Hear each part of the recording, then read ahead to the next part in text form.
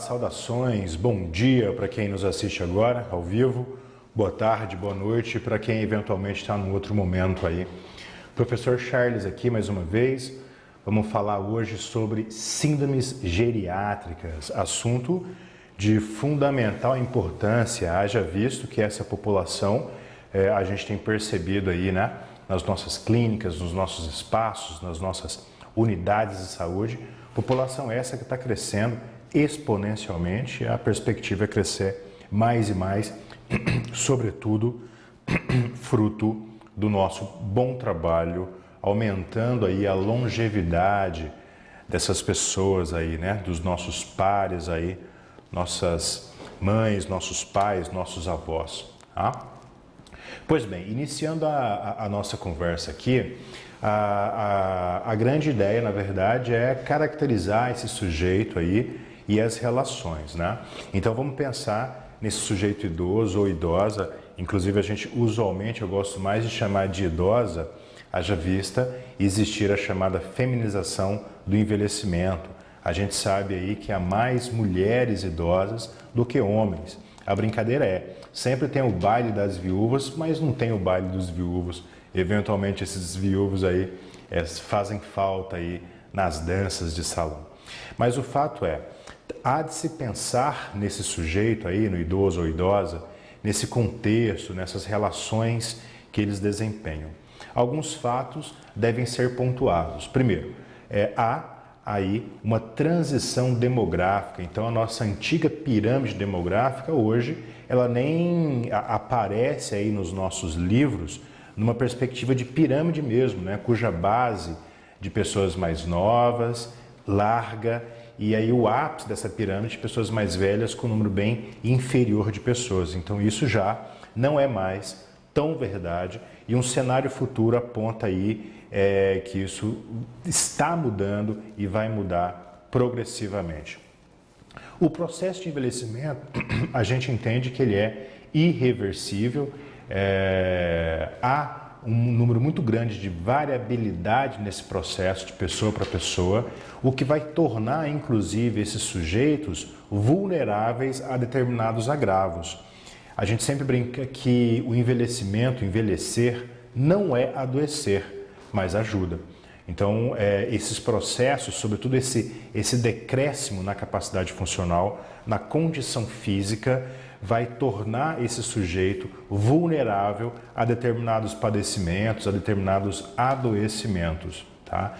No entanto, há de se quebrar esse paradigma que liga o envelhecimento ao adoecimento. Isso, de fato, não é verdade, embora exista uma relação muito próxima. O que nós sabemos é que, a partir dos 80, 90 anos, esse declínio dessas várias variáveis clínicas, elas acontecem de modo inexorável. Então, existe a possibilidade de se amenizar esse processo, mas a perda funcional, a deteriorização anatomofisiológica, ela é por demais evidente. Isso acontece sobretudo aí a partir dos 80, 90 anos. Hoje, inclusive, com o aumento da longevidade nesses indivíduos, a gente tem discutido muito a chamada a quarta idade, na verdade, né? Nem se fala tão mais, ou melhor, fala-se obviamente na terceira idade, mas se discute aí a quarta idade, quiçá a quinta idade, né? Então, sujeitos muito velhos aí, que já estão passando aí dos 100 anos, e aí há de se ter um cuidado maior em função da maior vulnerabilidade desses sujeitos. Então, eu havia dito que algumas variáveis clínicas se deterioram à medida que esse sujeito vai envelhecendo. Então, se nós formos colocar um gráfico de funcionalidade, ele vai desempenhar aquela curva clássica que os gráficos, muitos deles mostram, né? Então, eu tenho uma ascensão ali da minha vida, uma ascensão de potência, de força, de resistência, de velocidade, enfim, a um certo platô e depois, com o envelhecimento, a um declínio dessas várias funções. E aí, no que diz respeito a essas variáveis, a gente pode destacar aqui as questões ligadas à visão, à audição, as medidas cognitivas e comportamentais, as atividades do sistema nervoso simpático, a tolerância à glicose, a pressão sanguínea, a densidade óssea, tal como a massa muscular, que vai nos ajudar a pensar no fortalecimento, na força muscular, na flexibilidade, no equilíbrio, na própria coordenação, o sistema proprioceptivo se vê aí alterado, entre outras várias funções que estão comprometidas à medida que esse sujeito avança aí nessa idade. Envelhecer, a gente já precisa falar aqui, talvez uma das melhores coisas que possa acontecer, haja visto que o contrário disso é morrer jovem, né? Então, quero eu acreditar que ninguém quer perder a sua vida aí, né? Enfim, e aí essa discussão ela se torna bastante evidente, bastante importante no cenário atual, no que diz respeito a possibilitar uma melhor e maior compreensão desses efeitos do envelhecimento, sobretudo no que diz respeito a essa lógica desses sistemas todos, né, dessa nossa fisiologia, o que vai nos permitir entender melhor como é que o nosso corpo responde aí a esses determinados padecimentos, a esses adoecimentos, bem como é que eu respondo aí ao tratamento e às complicações que advêm desse processo. Bem verdade é que a gente entende saúde de uma forma complexa, de uma forma holística, então pauta-se aqui nesses entendimentos ampliados da ideia de saúde, e aí a gente vai entender a partir do olhar da fisioterapia, nessa relação cinética funcional, e entendendo esse sujeito funcionando de forma global. A partir dessa potência, dessa possibilidade, a gente vai compreender o nível de saúde que esse sujeito está. Como métricas ali para mensurar de fato a capacidade, o nível de participação desse sujeito, a gente pode entender a priori das atividades mais elementares que ele desempenha ao longo do seu dia a dia, entendendo isso aí como atividades de vida diária. E a gente vai perceber e cuidar e mensurar as atividades relacionadas ao autocuidado, que está ali, que diz respeito às tarefas necessárias para esse cuidado mais elementar, né, o cuidado com o corpo, a autopreservação, e a gente entende isso como atividades de vida diária, atividades básicas. Temos também atividades relacionadas ao domicílio, ou seja, o manejo desse sujeito com a sua casa, com a limpeza, com a produção do alimento, com as atividades domésticas ali, e aí entendemos isso como atividades de vida instrumental, e também avaliamos a relação da integração social que esse sujeito desempenha com o seu meio. E aí entende-se e classifica-se esse sujeito como mais ou menos produtivo a partir do momento que ele se relaciona, né? A gente pode inclusive chamá-lo de idoso comunitário, né? Aquele sujeito que está ali interagindo no seu espaço, no seu meio, tendo ali atividades recreativas, sociais. E aí a gente já vai classificar isso como atividade de vida diária avançada. A partir dessa lógica, a gente entende que esse sujeito vai transitar entre uma relação de vitalidade, de potência funcional, de capacidade física, para um outro estágio de fragilidade, de vulnerabilidade, onde ele vai estar mais facilmente acometível, né, de patologias, enfim, de problemas vários. Essa balança, por assim dizer, ela tem como peso fatores incontroláveis, como algumas doenças, mutações genéticas, a própria suscetibilidade genética que esse indivíduo tem, ou seja, tornando-o mais predisposto a um determinado padecimento. Nós temos ali também, enquanto peso importante, os fatores externos, os fatores ambientais, que vão impactar nesse sujeito, bem como hábitos de vida e a própria senescência, né? A gente vai discutir um pouco disso aí. Senescência, para quem não lembra, são os processos normais, naturais do envelhecimento.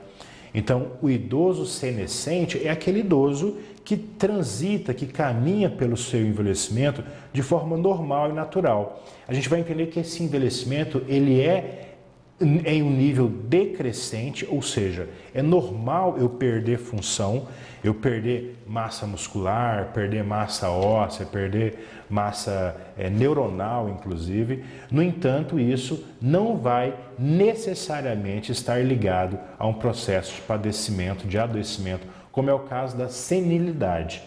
tá? Então, o idoso senil é o idoso que já está acompanhado de um determinado adoecimento, de um determinado padecimento, enquanto a senescência são processos normais do envelhecimento, que a gente entende que é variável, que é inexorável, ou seja, não tem como fugir, tá? Que é para baixo, ou seja, ocorre um declínio. No entanto, isso é tranquilo, é normal e muitos idosos saem muito bem desse processo, tá? Vamos gastar o nosso espanhol aí e entender como é que esse envelhecimento, como é que essa relação de saúde adoecimento ocorre nesse processo de envelhecimento. A gente vai entender que esse sujeito vítima não, né? Esse sujeito que passa por esse processo, ele vai ter muitas vezes ligados aí aos seus cuidados básicos, o uso de determinados medicamentos. E aí eu estou passando aqui o mouse, talvez para que você perceba ali de onde eu inicio essa fala. E aí esse sujeito muitas vezes ele tem uma relativa comorbidade, ou seja, há diversos padecimentos, diversas doenças que podem acometer ao mesmo tempo esse sujeito, e aí em função desses padecimentos há a utilização de diversos medicamentos, e aí essas interações podem muitas vezes desencadear iatrogenias, problemas desnecessários a esse envelhecimento. E aqui é um outro preconceito que a gente gosta de quebrar. Algumas pessoas, alguns teóricos até criticam quando a gente comenta que o idoso é poliqueixoso, tá? No entanto, é uma verdade que a gente observa aí na nossa intervenção clínica. Eu brinco em aula que muitas vezes o nosso paciente idoso fala assim: doutor, eu estou com um problema aqui, né?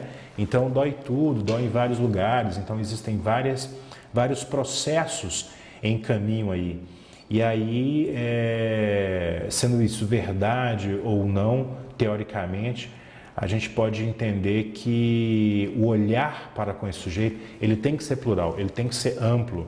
E eu brinco que o fisioterapeuta, o profissional que atende o sujeito idoso, ele é um profissional com letra maiúscula ali, porque ele tem que ter no seu rol de competências um leque de opções muito grande para cuidar desse sujeito.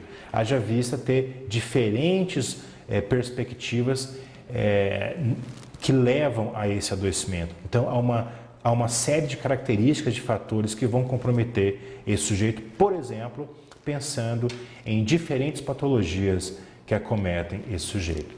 E aí a gente vai ter que pensar na situação funcional, na sua capacidade física, na sua capacidade cinética funcional, a sua habilidade de desempenhar essas tarefas, essas funções. Já comentamos a priori das atividades de vida diária. Pensar na mobilidade dele, na situação cognitiva e afetiva dentro dessas síndromes. A insuficiência familiar é muito interessante, bem como a insuficiência cognitiva, interessante do ponto de vista do trabalho, né? Haja vista a necessidade de empreender um esforço significativo para esse cuidado. Temos que pensar no estado nutricional, aqui, obviamente, sem entrar na competência da colega nutricionista, que é uma grande parceira no trabalho nosso. Todo profissional de saúde tem que estar apto aí a sugerir, eu digo não sugerir, mas enfim, incentivar uma boa alimentação, o estilo de vida importantíssimo, os hábitos de vida. Isso pode ser um divisor de águas, por assim dizer, no que diz respeito à própria capacidade funcional desse sujeito. A gente tem que avaliar o seu nível de fragilidade, o seu nível de energia, de atividade, os próprios fatores genéticos que já foram aqui mencionados enquanto elementos importantes que vão compor esse estado funcional, essa capacidade, os serviços de saúde, serviços sanitários, o acesso a esses serviços, bem como o nível social e o nível de suporte, e aí, obviamente, pensar nos vários adoecimentos, nas condições agudas e crônicas que vão acometer esse sujeito. Então, esses múltiplos fatores vão compor um cenário aí que vai mostrar para nós o nível de saúde e enfermidade desse sujeito, dessa pessoa, desse idoso, nesse espaço, nesse tempo aí. Pois bem, e aí já comentamos aqui a relação da senescência e da senilidade. Entendemos aí que a senescência é a trilha normal desse envelhecimento, é o caminhar normal nesses processos. E aí nós já falamos que é um caminhar que é inexorável, então não tem como fugir. A fuga disso é você, infelizmente, partir para outro campo aí, morrer, inclusive, né? Então a ideia é envelhecer, mas envelhecer bem, envelhecer com autonomia, envelhecer com independência. Em oposição a isso, nós temos aí a senilidade, quando esse envelhecimento ele é acompanhado de doenças as mais variadas possíveis, padecimentos esses que vão comprometer ainda mais esse estado funcional, comprometendo assim a autonomia, a independência desse sujeito. E aí chegamos no grande tema da aula, pensando aí a partir dessa complexidade desse sujeito, que já foi aqui relativamente caracterizado, e entender quais são as síndromes geriátricas que a literatura descreve aí, que vai muitas vezes atrapalhar a vida desse sujeito idoso aí. E aí nós temos os chamados Is da geriatria. Confesso que quando eu estudei isso aqui a primeira vez, lá no início dos anos 2000, nós falávamos de cinco Is geriátricos. Então as síndromes geriátricas eram descritas com 5 Is. E aí com o tempo, o povo muito criativo, muito estudioso, foi achando, percebendo, inventando novos Is aí. Então você vai ler eventualmente no livro aí que vai ter 7 Is, outros já falam em 9 Is. Se a gente for pensar um pouquinho, a gente acha até mais I para colocar aí nessa brincadeira e aumentar essa discussão. Enfim, o grande lance é entender como é que esses comprometimentos, como é que essas síndromes geriátricas vão impactar na vida dessas pessoas, comprometendo de modo significativo a sua qualidade de vida, a sua potência em realizar as suas funções, as suas demandas, em cumprir com as suas demandas na nossa vida, nessa vida social, tá? Então nós temos aí a chamada incapacidade cognitiva, a imobilidade, eu gosto de chamar de síndrome da imobilidade. Inclusive, essa imobilidade ela é tão importante e tão deletéria para esse sujeito que já tivemos uma aula aqui cujo tema foi só síndrome da imobilidade, tamanha a importância dela. Recomendo fortemente que você busque aí nos seus arquivos, nos arquivos aí do YouTube, do Telesaúde, aqui da Telemedicina, buscar essa aula aí da síndrome da imobilidade para refletir um pouquinho e pensar algumas ações para esse cuidado. Para além, então, da incapacidade cognitiva e da imobilidade, nós temos a instabilidade postural. E aqui tem uma brincadeirinha que o povo faz que diz o seguinte: o idoso normalmente morre de gripe, de pneumonia ou de queda. Está aí a instabilidade postural como um elemento importantíssimo para o cuidado desse sujeito, evitando, evidentemente, essas quedas. Temos também a incontinência esfincteriana. Alguns teóricos vão dividir aqui, vão colocar incontinência urinária e aí acrescenta-se incontinência fecal. Aqui a gente coloca incontinência esfincteriana, que já contempla ambos os esfíncteres aí. E aí a iatrogenia, elemento importantíssimo para a nossa discussão aqui. Iatrogenia, caso alguém tenha esquecido, é quando o bem faz mal. Uma intervenção normalmente do profissional de saúde, que tem a intenção óbvia de melhorar, de cuidar do sujeito, essa intervenção, por algum motivo, acaba fazendo mal para esse sujeito. E aí nós temos inúmeros exemplos, a literatura descreve muito a relação medicamentosa nesse conceito, mas a gente pode pensar em muita coisa sobre isso. Por exemplo, no campo da terapia, da fisioterapia, muitas vezes o terapeuta, eu diria nem mal intencionado, mas muitas vezes despreparado mesmo, ele evoca no seu sujeito mais dependência do que independência. Então, ao invés de trabalhar ali a autonomia desse sujeito, você o deixa dependente de uma determinada intervenção. Isso, no meu entendimento, é quase que criminoso, tá? Para além desses 5 grandes Is, das síndromes geriátricas. Nós temos também aí a incapacidade comunicativa, comunicação importantíssima nesse processo, e nós temos alguns profissionais que já vão olhar com carinho especial só para essa demanda da comunicação. Normalmente, a gente até coloca um pouquinho essas relações da comunicação dentro dessa relação cognitiva, né? Dentro dessa incapacidade cognitiva. Alguns teóricos separam aí, haja vista, a importância disso aqui, de se fazer e ser entendido. Temos também a insuficiência familiar, tema largamente discutido aí, desse chamado conflito de geração, e muitas vezes esse idoso é inclusive o provedor da família, então tem relações importantíssimas para se discutir nessa relação social. Temos a insuficiência nutricional, já falamos disso, muita gente não sabe, mas a desidratação, a falta de água é muitas vezes um problema que vai comprometer significativamente esse idoso, até porque ele perde um pouquinho dos seus componentes que vão nortear, dar a base ali da sua relação de equilíbrio hídrico. Então, o idoso, por exemplo, não sei se você se lembra disso, ele perde um pouquinho os mecanismos que lhe dá sede. Então, ele sente pouca sede, logo bebe pouca água, e aí isso vai comprometer significativamente. Falando aqui da água, só para lembrar dessa relação da alimentação importantíssima, né? Por sinal, me dê licença para o meu cuidado aqui da minha hidratação. Então, para finalizar, alguns colocam aí a insônia enquanto elemento que vai contribuir negativamente para esse idoso, né? Muitos dizem aí que os idosos dormem mal, dormem pouco.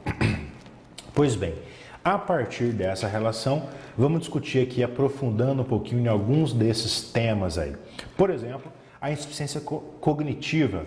A gente compreende aí essas funções cognitivas num grau variável, sendo reversível ou não.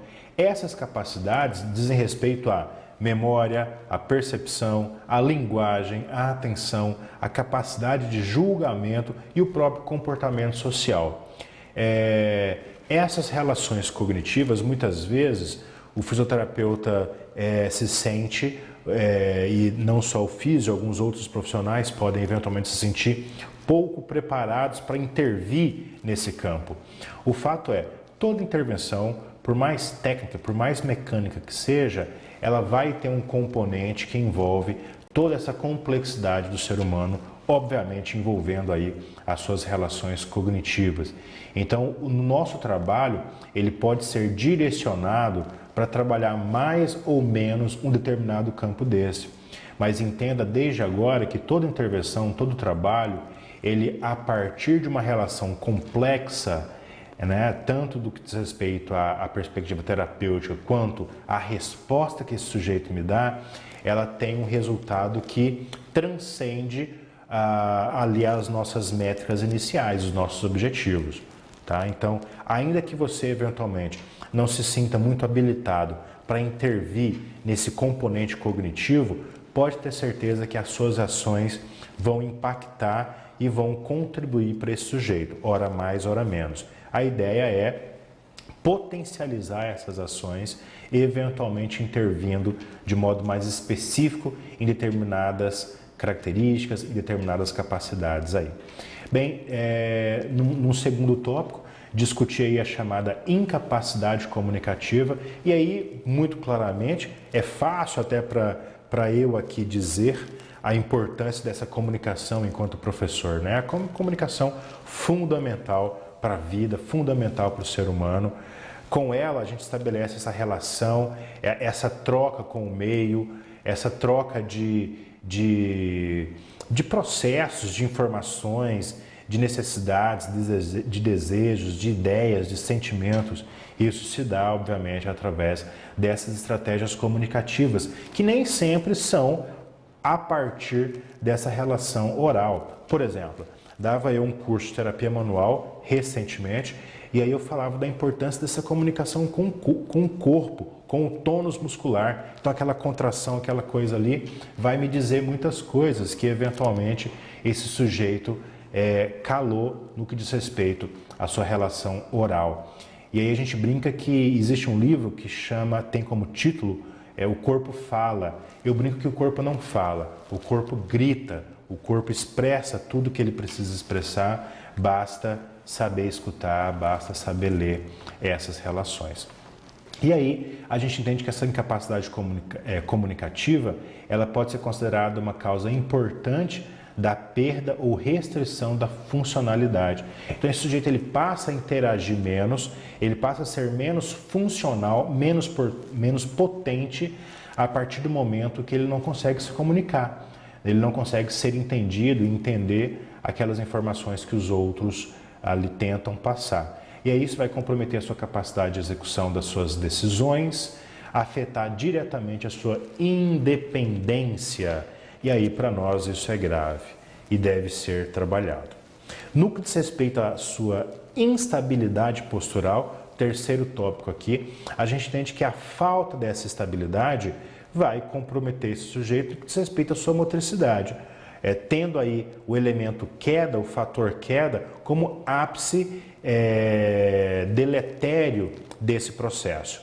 E aí essa queda vai impactar diretamente nesse sujeito, impactar diretamente nessa dependência ou independência, e aí vai provocar consequências de níveis variados, desde uma lesão, uma fratura, a uma dor ou até eventualmente a morte, que é um agravo, infelizmente, muito comum diante desse cenário.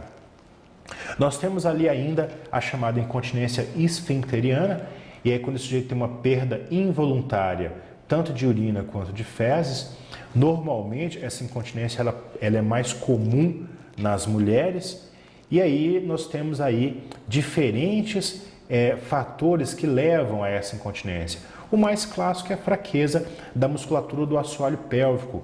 Mais uma vez dizendo aqui, temos inclusive uma outra aula que fala do trabalho com a musculatura do assoalho pélvico. Recomendo fortemente que você vá buscar esse material aí, aqui na telemedicina, no YouTube, enfim, para ir pensar um pouquinho alguns elementos de trabalho para essa musculatura. Para além dessa fraqueza, que é normal, eu brinco muito com os meus pacientes dizendo assim, a nossa musculatura que está aqui, que você está usando direto, todo dia, ela fica flácida, ela fica fraca. Imagina a musculatura lá interna, que você muitas vezes não percebe, não vê, não tem muita consciência desse uso. Então o enfraquecimento dessa musculatura muitas vezes, muito comum nesse processo.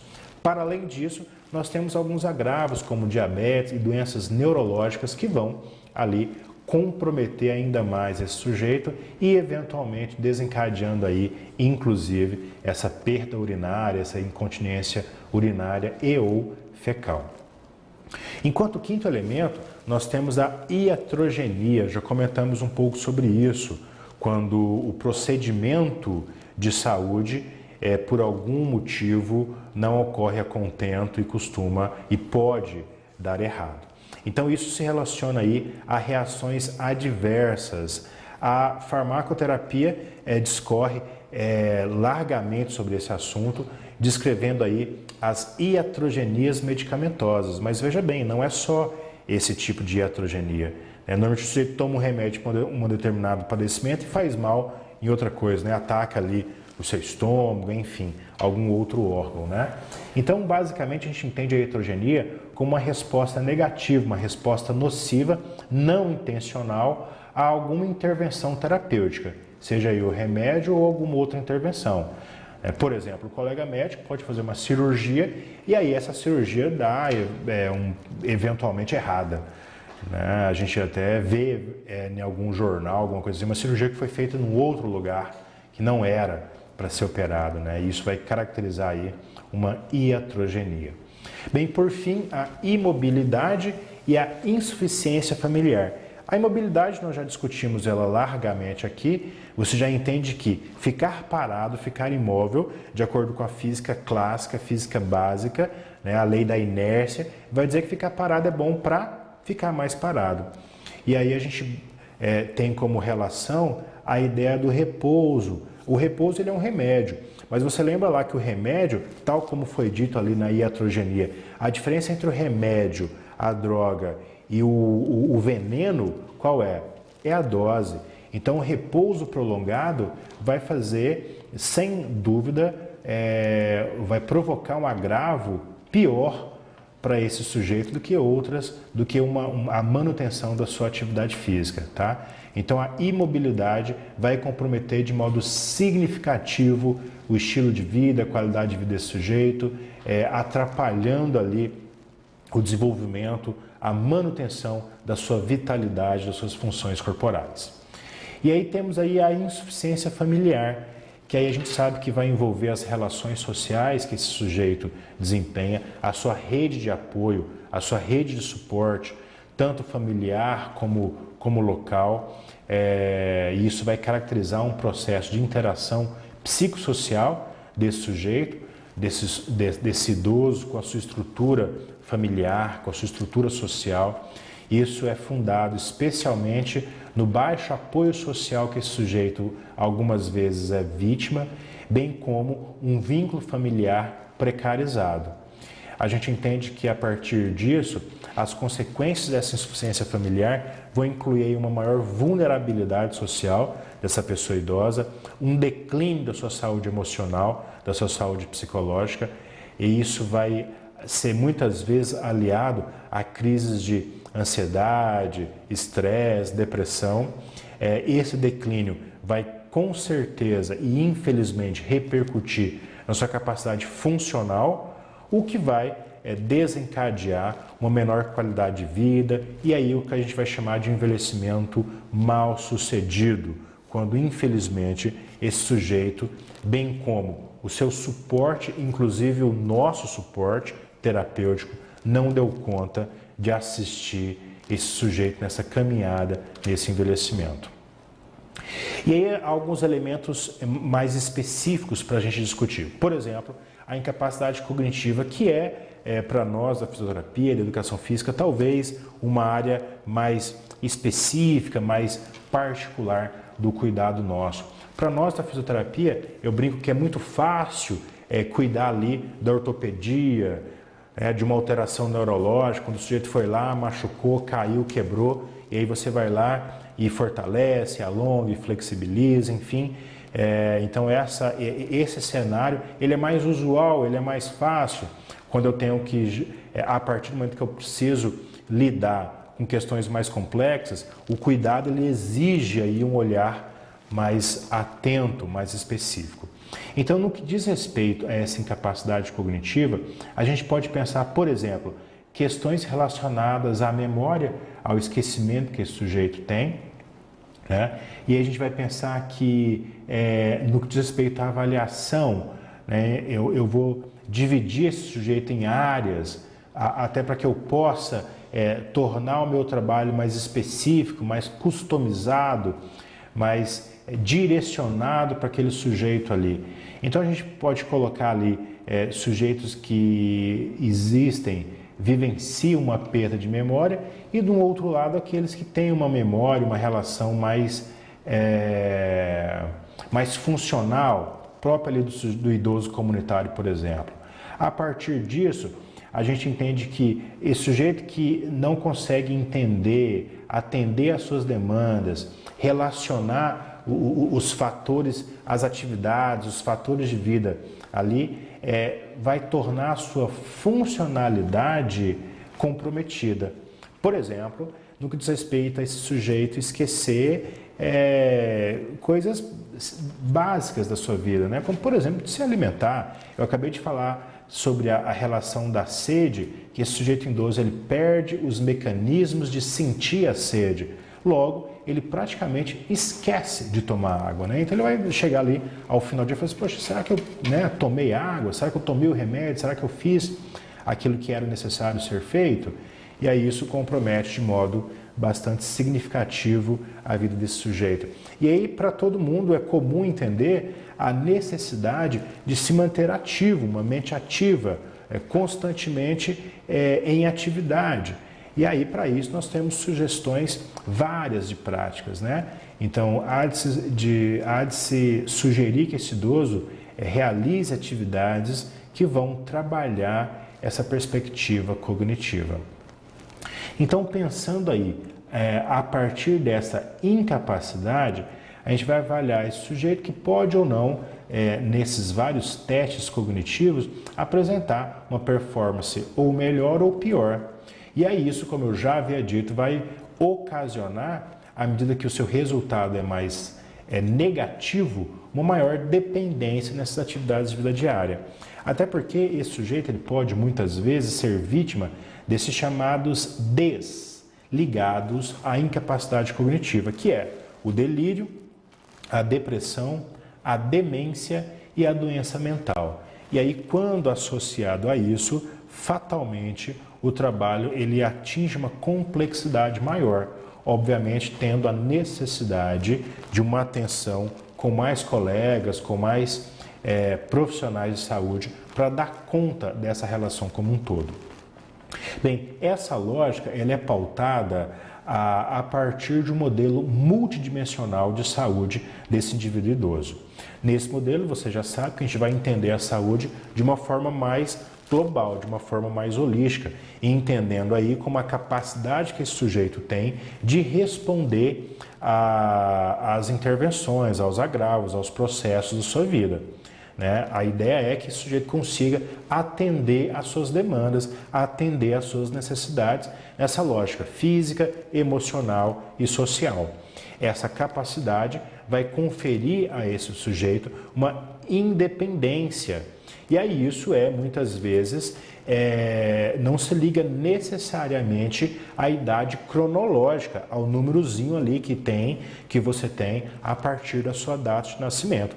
Até porque nós sabemos, isso já foi discutido aqui em outros momentos, que nós temos diferentes idades. Há uma idade física, uma idade cronológica, há uma idade física, há uma idade emocional, há uma idade social. Depois a gente pode voltar a discutir isso aí, mas enfim, recomendo aí que você visite os nossos materiais anteriores.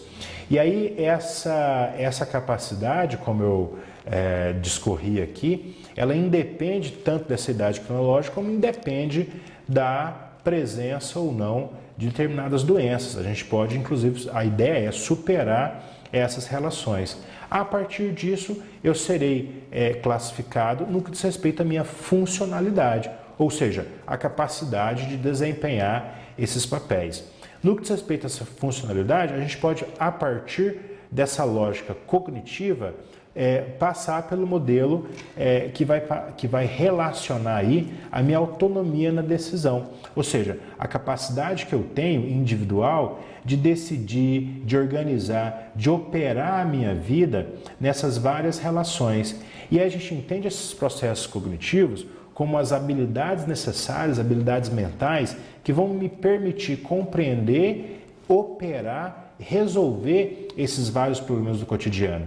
E aí isso vai contemplar relações com a minha memória, com a minha atenção, com a minha linguagem, a minha função executiva, a minha função proprioceptiva, perceptomotora, bem como a minha cognição social. Então, esses fatores todos vão compor essa relação cognitiva que me permite desempenhar, operar as minhas funções no mundo. Então, há de se trabalhar todas essas questões que podem e devem ser trabalhadas nas atividades de vida diária, nas atividades funcionais, os trabalhos físicos que a gente vai, na educação física, na fisioterapia, na terapia ocupacional, provocar esse sujeito a realizar, tá? Ainda dentro desse componente de autonomia de decisão, nós temos fatores ligados ao humor e ao comportamento. E aí a gente entende que isso é importante no que diz respeito à motivação que eu, enquanto sujeito, enquanto indivíduo, tenho para realizar as minhas atividades. É que a gente fala assim, poxa, hoje eu não quero nada, não quero fazer nada, então não vou comer, não vou tomar banho, não vou sair, não vou me relacionar com a vida. Então, há de se trabalhar muito essa relação comportamental, esse humor desse sujeito. E aí isso, como eu já havia iniciado o relato, vai incluir também aí o comportamento que esse indivíduo tem, de modo a afetar aí essas várias funções mentais, como o próprio pensamento, a senso-percepção, o nível de consciência. E aí, muitas vezes, esse sujeito, ele se priva de se relacionar. Então, por exemplo, vai ter um aniversário de uma neta, de uma bisneta, e não quero ir, quero ficar em casa, entendeu? E aí essa privação da participação social, ela passa a ser progressivamente deletéria, comprometendo mais e mais a capacidade desse sujeito. Então ele começa a se negar a participar, até chegar um determinado momento que ele já não consegue mais participar. E aí esse é a situação que a gente quer evitar, obviamente. Evoluindo, então, nessa relação, nós vamos pensar do outro lado na capacidade de executar de fato essas funções. Essa capacidade, como eu disse também, vai garantir para mim uma independência funcional. E aí essa independência se refere, como eu já havia dito aqui, à capacidade de realizar essa atividade, né, com um propósito. E para isso, eu sempre brinco, a gente precisa da nossa motricidade, do nosso movimento. Eu até digo que acredito em poderes mentais. Por exemplo, se eu quero beber a minha água ali, eu tenho que ir lá pegar a minha água para beber, né? Eu não consigo falar assim, vem a água, né? Então, a gente não tem esse poder mental ainda. Talvez no futuro, talvez alguém aí tenha, mas eu não conheço. E aí eu tenho que exercer a minha motricidade. Na verdade, a coisa é até pior do que isso, porque eu tenho que ir lá trabalhar, comprar a garrafa, comprar a água, pagar a água e colocar aqui, vir pegar e, de fato, conseguir tomar a minha água. Isso vai exigir a minha motricidade. Não tendo eu essa motricidade, tudo vai ficar mais difícil. E aí, enquanto componentes desse princípio aí, da minha mobilidade, da minha motricidade, nós temos ali o alcance, a apreensão, o movimento de pinça, tá? A marcha, a postura, a habilidade para as transferências, a capacidade aeróbica, a capacidade muscular, a continência esfincteriana. Então, todas essas relações dizem respeito ao componente mobilidade, que deve e vai ser trabalhado por nós nesses sujeitos aí, para que eles consigam dar conta das suas vidas, né? E para que eles consigam estar sobre os seus próprios pés, por assim dizer. E aí, para finalizar esse campo aí da mobilidade, a gente conceitua, classifica aí como a capacidade que eu tenho de me deslocar, de manipular, de operar e me relacionar com esse meio. Por fim, temos ali as relações de comunicação, que envolvem aí a visão, a audição, a produção e a motricidade orofacial. E aí esses componentes todos estão ligados à capacidade que eu tenho de estabelecer um relacionamento produtivo com o meio, trocar informações, manifestar desejos, ideias e sentimentos. Então, esses componentes todos, eles vão ser trabalhados dentro dessas síndromes geriátricas. Então, aquele primeiro campo aqui, ó, eu vou passar o mouse para ficar mais fácil. Vamos ver se você está vendo aí. Estão vendo o mouse aí? Olha só. Então, nesse campo aqui de cognição e humor, dizem respeito às intervenções que nós faremos no que diz respeito à incapacidade cognitiva desse sujeito. Então, todas essas relações são trabalhadas dentro dessa síndrome. A relação da mobilidade, poxa, veja que amplo, que plural ela diz respeito à instabilidade postural, à imobilidade, à incontinência esfincteriana, ou seja, seja ativo, movimente-se. Essa imobilidade vai desencadear inúmeros problemas na vida desse nosso sujeito. Então, talvez a máxima aqui, e foi a palavra que eu terminei a aula da síndrome da imobilidade, mexa-se, seja ativo, movimente-se, tá? Por exemplo, no que diz respeito a essa incontinência esfincteriana, a gente tem que trabalhar o fortalecimento dessa musculatura pélvica, a consciência dessa musculatura. Já visto que isso vai evitar problemas vexatórios para esse sujeito, né? Imagina você estar ali na sua dinâmica social e você tem aí perda miccional, tá? Então, há de se trabalhar. O campo comunicação, ele vai ser trabalhado aqui nessa síndrome da comunicação, nessa incapacidade comunicativa, e aí outras relações, elas são dadas a partir do cuidado profissional, que pode ou não vir a desenvolver essa iatrogenia, esperamos que não, tá? E aí o cuidado familiar, a rede social, a rede de suporte, vai aí ser contemplada dentro do rol dessa insuficiência familiar, dessa síndrome que deve ser aí trabalhada. Pois bem, aí tem uma bibliografia básica que a gente utilizou como parâmetro para trabalhar aí alguns desses conceitos. As imagens não foram aí colocadas, peço desculpa, foram via Google Imagens mesmo. Agradeço aqui o tempo, a escuta, tá? Desejo aí que vocês possam intervir com esses vários sujeitos aí como escuta ativa, intervindo aí para os seus vários problemas. Estou aqui aberto às perguntas que possam porventura existir aí e voltaremos logo logo com uma segunda aula para pensar nas intervenções que a gente vai fazer nessas síndromes geriátricas. Pensar não só nas intervenções fisioterápicas, mas também as várias atuações que a gente pode desenvolver nesse cuidado. Tudo bem? Fico aqui agradecido, aguardo aí para ver se tem alguma questão, alguma pergunta e voltamos no segundo momento aqui para discutir as intervenções que a gente pode realizar, pode e deve realizar a partir dessa relação desse sujeito que vivencia vítima aí dessas síndromes geriátricas, ok? Agradeço e fiquem bem, saúde e paz.